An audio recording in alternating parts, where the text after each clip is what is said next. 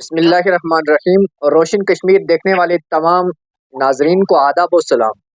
नाजरीन कराम, आपने देखा है कि किस तरह से जम्मू कश्मीर के अंदर पीला पंजा जो है वो चलता है, और पीला पंजा वो गरीब आवाम पर ही चलता है। इतने बड़े बड़े माफिया जो बने हैं उन पर पीला पंजा नहीं चलता। कल हमने देखा कि एक सीधा साधा और honest journalist Arfaz M Deng, जिनको हम नहीं बल्कि पूरी दुनिया जानती है कि वो ना तो कभी झुकता है और ना कभी बिकता है, उसने ईमानदारी के साथ हमेशा काम किया है, लेकिन उसका घर भी गिरा दिया गया। इसी जमन में बात करने के लिए हमारे साथ सीनियर एडवोकेट जनाब जुल्करनैन चौधरी साहब हैं। हम इनसे जानना चाहेंगे कि किस तरह से ये देखते हैं। सर, बहुत बहुत शुक्रिया वक्त देने के लिए रोशन कश्मीर को। शुक्रिया शुक्रिया। सर, मैं जानना चाहूँगा कि हमने देखा है कि कितने बड़े बड़े लैंड माफिया बैठे हैं, लेकिन किसी का घर नहीं गिराया गया जो हमेशा सच की आवाज़ को उठाता है, यानी अरफाज अहमद डैंग, उनके घर को गिरा दिया गया। किस तरह से आप देखते हैं सर? देखिए, पहली बात तो ये है कि हम किसी के घर की डेमोलिशन जो है उसको बर्दाश्त नहीं करते, और ये होनी नहीं चाहिए। जो मेरा जाती नजरिया है, और यही नजरिया सुप्रीम कोर्ट का भी है, कि आपने जो कंस्ट्रक्शन हो चुकी है उसको आप डिमोलिश नहीं करें।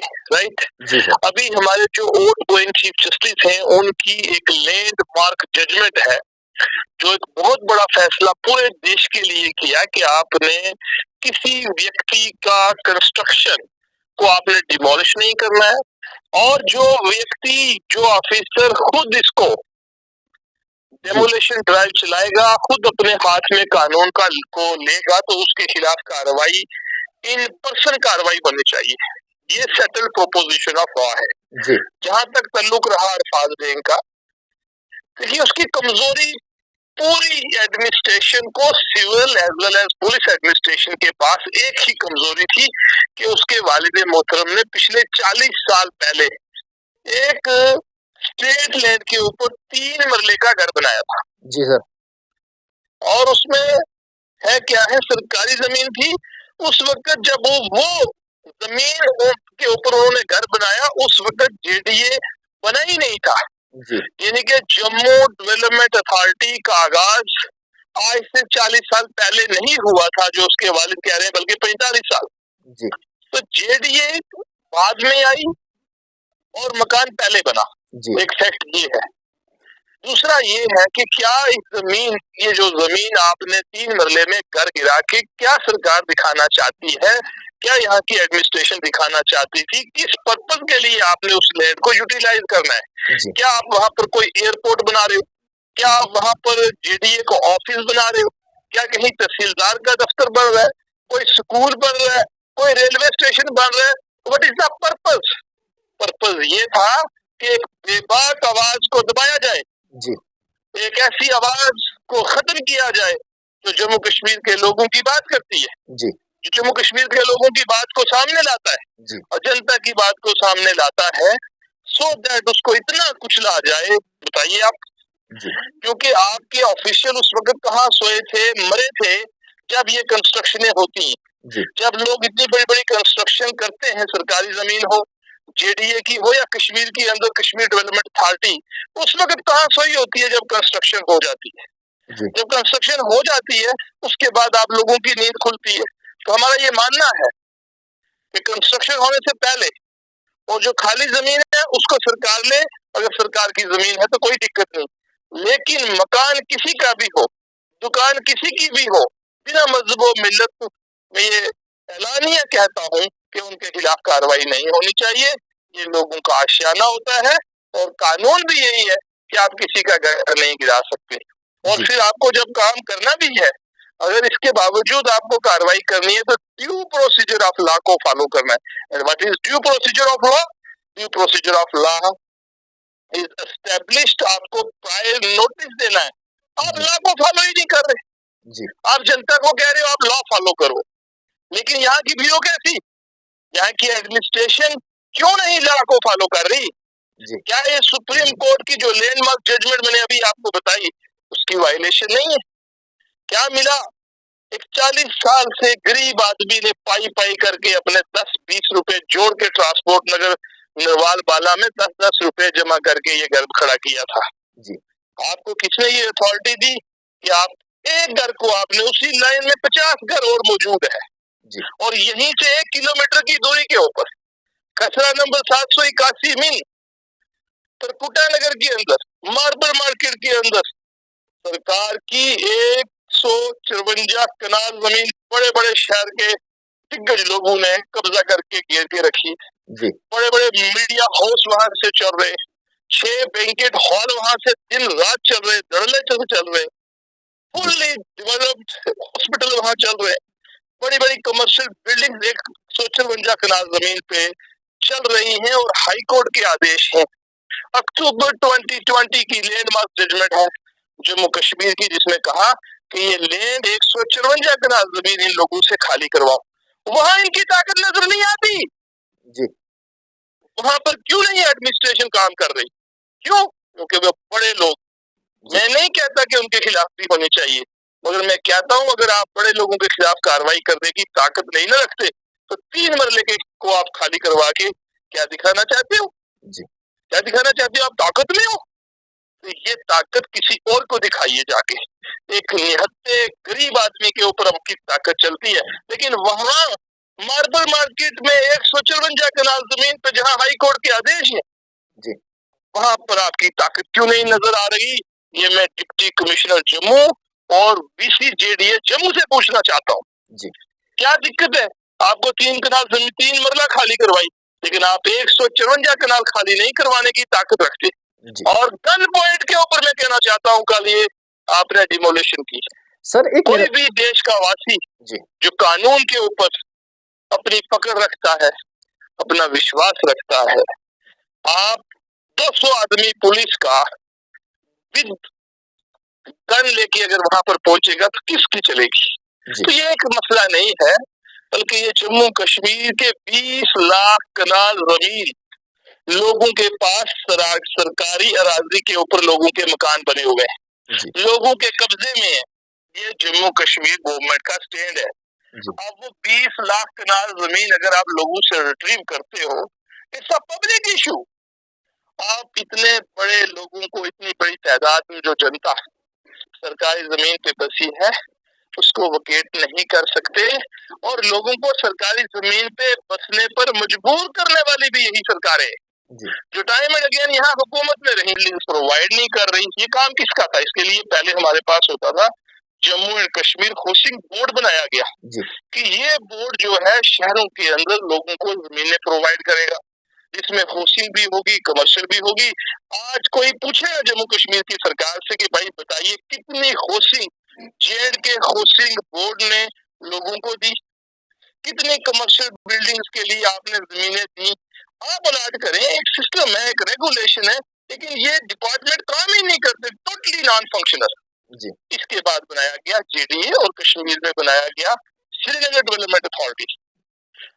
सर मेरा एक सवाल, ये सवाल कोई पूछे इनसे कि भाई आप बताइए जम्मू डेवलपमेंट अथॉरिटी ने कितनी कॉलोनी पिछले 20 सालों में बनाई है? बिल्कुल बिल्कुल बिल्कुल। कितने लोगों को हाउसिंग प्रोवाइड की है? सर मेरा कितनी फैमिलीज को अलाट किए हैं आपने कमर्शियल कॉम्प्लेक्स? जी सर मेरा ये समझना है, ये मानना है कि जो फेलियर रहा JDA का और हाउसिंग बोर्ड का, ये कारण है लोग सरकारी जमीन पर जाके अपना घर या मकान बनाते हैं। और ये कोई कहे कि सरकारी जमीन किसी ने अनकरोच की है, मैं नहीं मानता। सरकारी जमीनों के ऊपर जो बसनीक हैं उनके पिछले 100 साल के कब्जे, उन्होंने अपना पोजेशन लोगों को बेचा है, उनसे पेमेंट ली है। आज कितने लोग कश्मीर से जम्मू आके सरकारी जमीन फॉर एग्जाम्पल कोई ले रहा है, तो किसको फ्री में आके यहाँ कब्जा कर सकता है? कोई कब्जा 1 इंच पे नहीं करने देता। अलबत्ता उन्होंने वो कब्जा खरीदा है, जिस आदमी के जो यहाँ का लोकल है उससे वो कब्जा खरीदा है, पेमेंट देके ही खरीदा है। फ्री में 1 इंच जमीन कोई 1 इंच अपने इर्द नवा में किसी जगह पर भी कब्जा ना कोई करने देता है, हो सकता है, राइट? तो इन तमाम चीजों को समझते वक्त मैं ये समझता हूँ कि एक सिलेक्टिव टारगेट किया गया अरफाज डैम को, इसलिए सो दैट कि उसकी सबसे बड़ी कमजोरी आज खत्म हो गई है। उसकी कमजोरी यही थी उसकी जिंदगी में कि उसके वालिद ने 3 मरले के ऊपर सरकारी जमीन पे घर बनाया था, यही उसकी वीकनेस थी। आज आपने उसकी ये वीकनेस दूर की है, मैं इसको बड़ा पॉजिटिव देखता हूँ। और अरफाज जैन की कोई और वीकनेस नहीं है, और वो जिस तरीके से काम करेगा आने वाले वक्त में, उससे उसकी शख्सियत और संवरेगी। जी सर, मेरा एक सवाल, जी, मीडिया को, जर्नलिज्म को चौथा पिलर माना जाता है। हमने देखा, आपने ये सारी बातें किताबों में है जी, हमने जर्नलिज्म में भी वही लोग पावर में हैं जो सरकार के साथ चलेंगे जी, जो हक और सच की बात करेंगे जी, मुझसे क्यों आप ये कहलवाते हो? जी सर, कहाँ पर ये चीजें हाँ, लागू हो रही हैं क्या? सर मेरा हमारी यही तो लड़ाई है। कल हमने कॉन्स्टिट्यूशन डे मनाया, जी, हम कहते हैं यार छोड़िए सारी बातों को, आप इस कॉन्स्टिट्यूशन ऑफ इंडिया की इम्प्लीमेंटेशन कर दीजिए, सारा मसला हल हो जाएगा। लेकिन यहाँ कानून जो है वो 2 तरीके से चलता है। अमीर के लिए, इन्फ्लुएंशियल आदमी के लिए एक कानून है और गरीब आदमी के लिए दूसरा कानून है। जी, मैं आपको भी गिनवा के बता दिया मैंने कि 154 कनाल 2 किलोमीटर की जो जेडीए का जम्मू डेवलपमेंट अथॉरिटी के वीसी के ऑफिस से 1 किलोमीटर की दूरी के ऊपर, ये मैंने बड़े बड़े कमर्शियल कॉम्प्लेक्सेस आपको बताए, खसरा नंबर 721 में, वहाँ कोई कार्रवाई नहीं है। जी, लेकिन वहीं 3 मरले वाले के ऊपर कार्रवाई हो रही है। तो सीधा सामने दिख रहा है कि गरीब आदमी के लिए एक कानून है और इन्फ्लुएंशियल पावरफुल पैसे वाले आदमी के लिए दूसरा कानून है। सर मेरे जो सवाल था मैं उसको कंप्लीट कर लूं। जैसे कि आपने और हमने सब ने देखा कि कल जिस तरह से वो एक न्यूज लगा रहे थे, दिखा रहे थे कि मेरा मकान जो है वो गिराया जा रहा है, तो उनसे उनकी माइक छीनी गई, उनके कैमरामैन को डिटेन किया गया, उनको डिटेन किया गया और उनको जेल के माफ कीजिएगा, उनको चौकी में जाके बंद कर दिया गया। तो आखिर ये नाइंसाफी कब खत्म होगी? ये नाइंसाफी उस वक्त खत्म हो गई जिस वक्त लोग जात पात से, मजहब से ऊपर उठकर वोट करके, और यहाँ इसलिए वोट किया जाएगा ताकि लोगों को एक नजर से देखा जाए। यहाँ इस तरीके से सरकारें बनेंगी कि मजहब की राजनीति खत्म होगी, कास्टिज्म की राजनीति खत्म होगी। जब कश्मीरी डोगरा को समझेगा और डोगरा कश्मीरी को समझेगा, जब कश्मीर के अंदर किसी आदमी को गुजर गुजर नहीं कहा जाएगा, जब किसी आदमी को पहाड़ी की नजर से नहीं देखा जाएगा, जब आप इस नजर से देखोगे कि ये आदमी भी इंसान है, ये कैपेबल है, ये किसी भी पॉलिटिकल पार्टी से ताल्लुक रखता है लेकिन ये कैपेबल है, ये लोगों की नुमाइंदगी करेगा। लेकिन ये सारे बैठे जो हालात बने हुए हैं, आप देखिए कि सरकार बनने से पहले एक वादा और सरकार बनने के बाद पूरा यू-टर्न, किससे आप तवक्को करोगे?